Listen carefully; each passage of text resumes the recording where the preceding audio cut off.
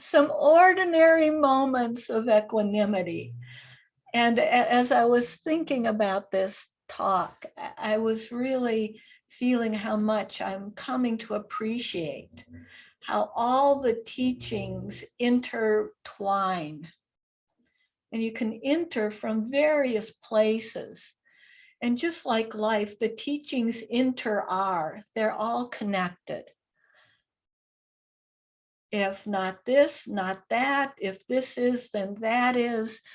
And Bill and Susan have helped us establish our foundation in creating our inner holding environment that we revisit every time we gather, every time we sit, creating that grounded, calm, safe, steady base, a place from which we can begin to notice whatever arrives, as Rumi writes about a guest house, welcoming all, a crowd of sorrows or a gaggle of joys, welcome them all at the door smiling, a place where, to use David's image of a grandmother equanimity, grandmother heart mind, who can offer us a comforting hug, a soothing cup of tea to ease our sadnesses or stresses, or where we can celebrate our joys and the joys of others. From this place, this inner holding space, we can cultivate the brahma viharas that we've been focusing on for this past year almost now. Through our practice, we've created a place from which the brahma viharas can grow. As Dawn pointed out, this year of cultivating the immeasurables has been so rich. I'm just continually in awe of the fruits of the practice that appear. How each topic we focus on and cultivate in its own way sprouts and blooms and blossoms. From the safety and steadiness of our holding environment, the willingness and courage to look and see, to explore a bit more, to open our heart minds a bit more comes forth. We come to see our habitual conditioned reactivity or our propensities. I love that word, as Pema Chodron refers to these habitual patterns, conditioned reactions. We can begin to see ourselves from that more spacious, equanimous, mindful, less personal perspective. We can see, hear, experience ourselves with the kind and wise heart mind of a beloved benefactor.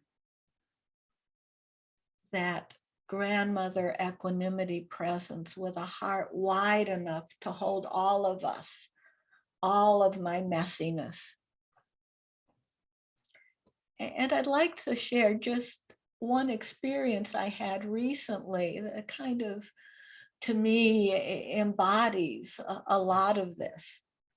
I usually get up early and go for a sunrise walk, and I got up a few days ago, went on my usual walk, a bit later than usual, and I thought, oh, I'm late. Nobody cares, it doesn't matter, but I'm thinking I'm late. Silly me. So, but I walk out being kind of rushed because I'm thinking I'm late. And there's this glorious sky, with the light blues just beginning to appear. And the clouds are tinged with a pinkness that you only see, in these early pre-sunrise hours. And this is where I would typically habitually flip out my phone to take a picture. Okay. That's my conditioned propensity. But Fortunately, in one of my sanghas, we'd had a discussion based on a section of Kevin Griffin's book, Recovery Joy, titled Present for the Richness of Life. And I'll post that in the chat a bit later. And in this discussion, we talked about our desire, our chasing after, capturing moments in pictures, how to capture the impermanent in photographs, and how we'd often miss out on the moment-to-moment experience in trying to get just the perfect photo. So with that in mind, I made the choice not to bring out my camera. And my hand was right there in my pocket, gripping the camera, you know, hand on camera in pocket. And I could feel the inner laughter bubbling up at my foolishness of trying to make permanent this glorious impermanent moment. And just was able to gently practice opening up my heart just to this moment, just as it was. I began to notice more than just the visual beauty, but I began to notice sounds, and that it was a bit of a windy morning. So the wind was rustling the leaves that remained on the trees, and I could really hear that, as well as I could hear a motorcycle driving by in the early morning hour, and appreciate that. Let that in while noticing and releasing my propensity to aversion for traffic noises. There it is, there's my aversion. And I realized I could feel that. My ongoing restraint not to grab my camera, my propensity for aversion, alongside of savoring the glorious blue and pink and gradually lightening sky, and see the ducks flying overhead over the pond, and the reflection of the sky in the pond, and the motorcycle, and the sound of the leaves rustling. And appreciating this as a moment of equanimity. I didn't have to push away the feeling of restraint in order to enjoy the sunrise. It was part of the experience. This equanimity was allowing me to take in so much more.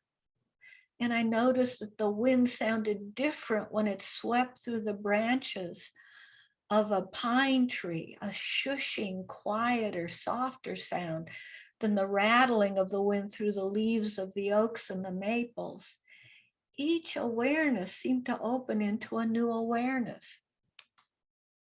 I noticed that the sound of the wind brushing the leaves of the bushes made an even different sound, a quieter rustling than the rattling of the trees. And my heart was just bursting open with all the sounds and the sights of the experienced. And I realized I'm hearing not just with my ears, but with my heart and ears, and seeing with my eyes and my heart. I'm experiencing all together with my ears and my heart and my eyes. And I could even feel and hear the wind brushing across my skin, and even through the shortness of my hair. Appreciating the changes from moment to moment. And even the restraint that was still there moment to moment, with my hand still on my camera in my pocket, and feel the muscles of my hand and arm restraining, not grabbing, not pulling out, not snapping a picture, as well as the laughter at the recognition of the restraint and that effort that it took.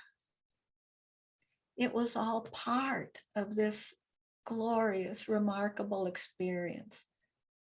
And being so grateful for my Sangha, and just being in the situation where I was able to hear and take in that teaching about appreciating the moment and what I would have missed had I just taken a picture and walked on.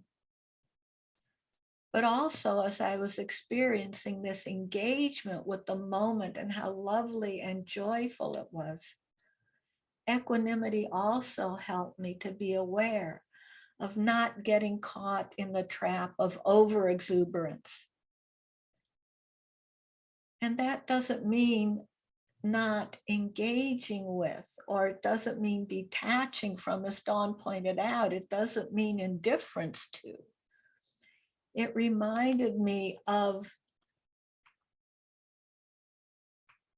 the impermanence of this moment and also of the reality that there are many who don't have access to such a moment of safety, of beauty, of peace. I could feel my own propensity at that awareness to shut down, to push away, to shut out my joy and veer toward guilt and despair. But with my benefactors present, my grandmother equanimity awareness, I could hold deep compassion alongside of deep gratitude, humility, and joy in this beautiful moment. I thought of intentionally people in other places in the world that didn't have safety in the moment. And as tears began flowing gently, I held their hearts with my heart and wished that they felt that they were not alone. And even in their perilous circumstances, that they had moments in which their hearts were sustained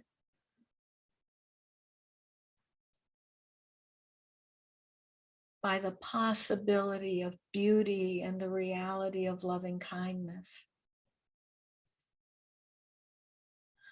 I was so grateful and felt such humility for all the causes and conditions, all the teachings and all the practice that came together in that moment that allowed me to let equanimity guide me through the joy and the sadness, the poignancy of this moment with my ears and eyes and heart and body, knowing deeply it's impermanent and feeling it more deeply because it can't be held, it can't be captured and made static, and wishing this fullness of heart and awareness to all beings. So thank you so much for your kind attention.